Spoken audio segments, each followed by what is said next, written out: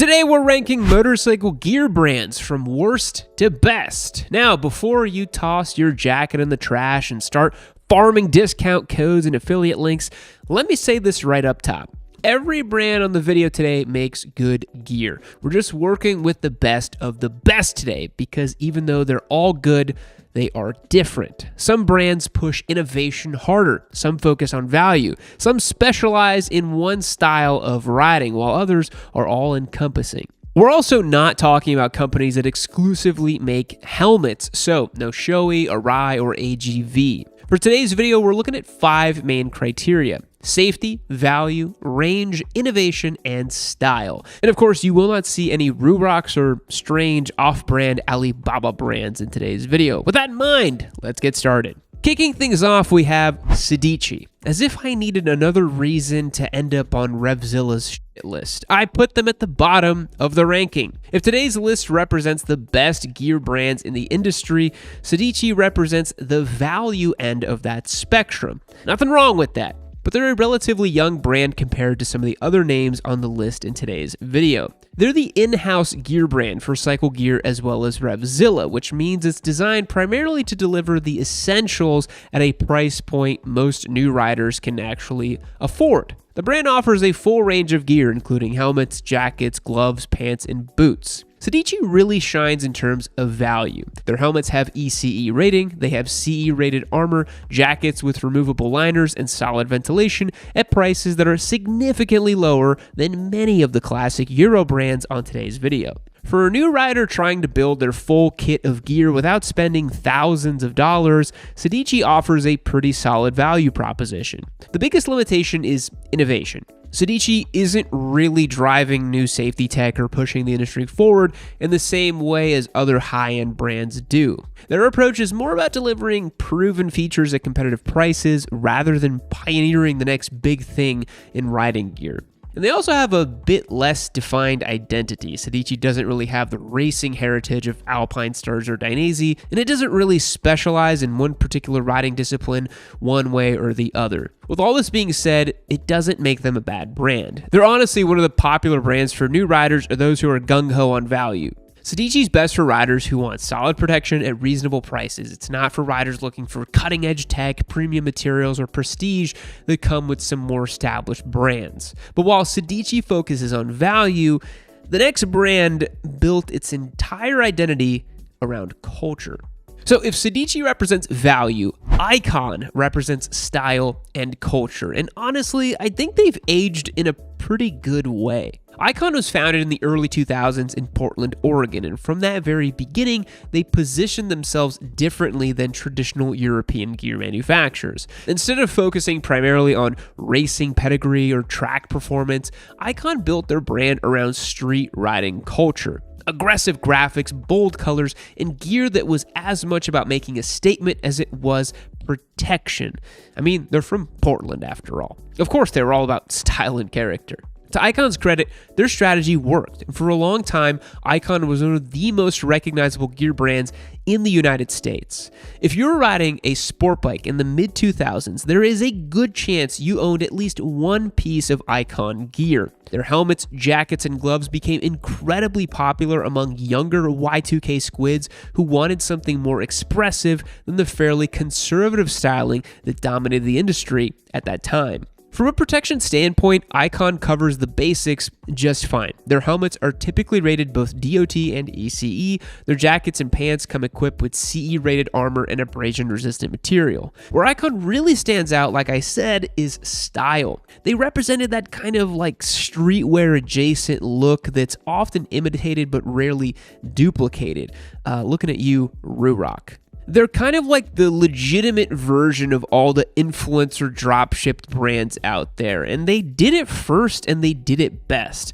And let's be honest, style matters more than riders like to admit. You know, appearance isn't everything, but it is very important. You don't want to end up looking like clavicular, but you do want to be somebody who looks pretty good on the bike, right?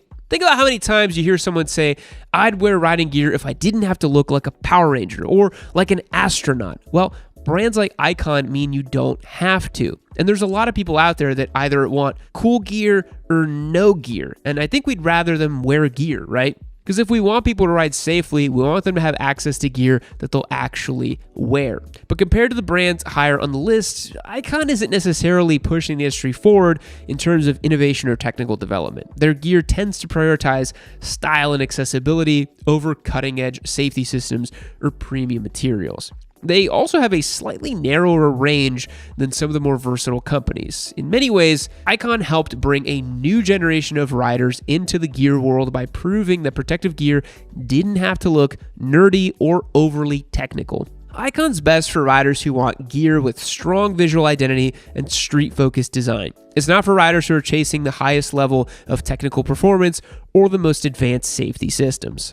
Now, Klim is more of an outdoor survivalist expedition gear company than a motorcycle gear company. So as a result, I sort of struggled a bit on where to include them in today's video. They're not a brand I personally wear, but I guess game has to recognize game sometimes. Klim is an American gear company that was founded in the late 90s in Idaho, and their story is a little different from most of the brands on the list today. Klim didn't start out in the street riding world or in the two-wheeled world at all for that matter.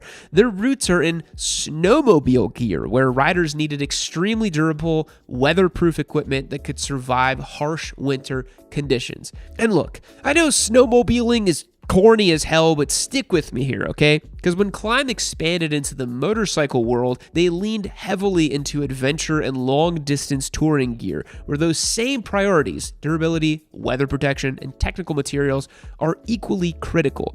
And if you ask any ADV dad in the know, they'll be pretty quick to agree that Klim is one of the most respected names in the ADV world. Their gear is built more like outdoor expedition equipment than traditional motorcycle equipment. You got Gore-Tex, premium armor, a metric shitload of vents and pockets. What are you guys even putting in all those things? It's like serious adventure stuff.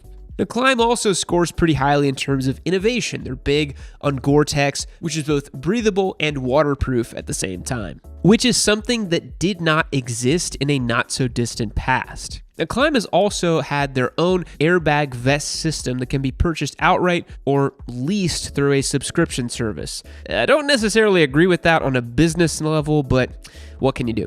The trade-off for all that technical performance is price. Klim gear tends to be pretty expensive, often having 4-figure price tags for their jackets alone. But unlike some premium brands where you're paying for racing credentials or styling exercises, with Klim, you're paying for very expensive cargo pants. But people like them, and you can't fight the free market.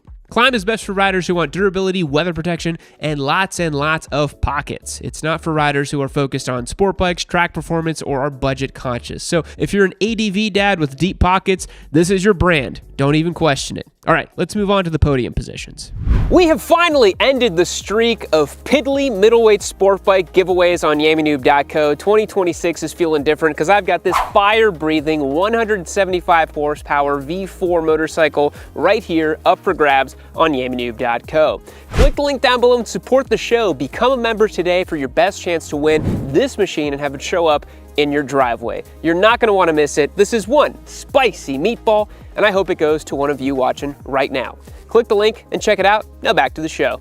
Moving right along is one of my personal favorites, Revit. Revit is a Dutch gear company that was founded in the mid-90s, and over the last couple decades, they've built a reputation as one of the most balanced and technically competent gear brands in the industry. From the beginning, Revit positioned themselves somewhere between traditional racing-focused Italian brands and the more adventure-oriented companies that would come later. And personally, they've been my go-to brand that I tend to wear most frequently for everyday street riding. You guys have probably seen me wear Revit a whole bunch. Revit isn't too specialized in one particular riding niche. They dabble in a little bit of everything. They make gear for sport bike riders, for touring, adventuring, or just plain old commuting, and even some like streetwear adjacent stuff. Jackets, pants, gloves, boots, full race suits, you name it. And across most of those categories, Revit has managed to build a pretty solid reputation for build quality and thoughtful, reserved design. Now, where Revit really shines, in my opinion, is in balance. Their gear strikes a really sweet spot between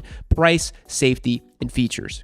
You often see high-quality textile fabrics, safety-rated armor, stellar ventilation systems, which is a non-negotiable if you live somewhere like I do in Texas, plus a very nice functional waterproofing at prices that are fair and competitive. And when it comes to innovation, Revit has also been fairly proactive. They've integrated airbag tech into some of their gear through partnerships with Alpinestars, and they've done a good job keeping up with modern materials and safety standards. They make excellent gear, but they don't necessarily have the same racing heritage or iconic brand presence that companies like Dainese or Alpinestars bring to the table. They're very modest in my opinion. Their gear isn't loud or screaming its identity from the rooftop, so that can be a good or a bad thing depending on your taste. Revit's best for riders who want high-quality, versatile gear that performs well across a wide range of riding styles without necessarily paying the premium that some of the heritage brands command. It's not for riders who are chasing maximum brand prestige or want eye-catching, unmistakable style, which, of course, is coming up next.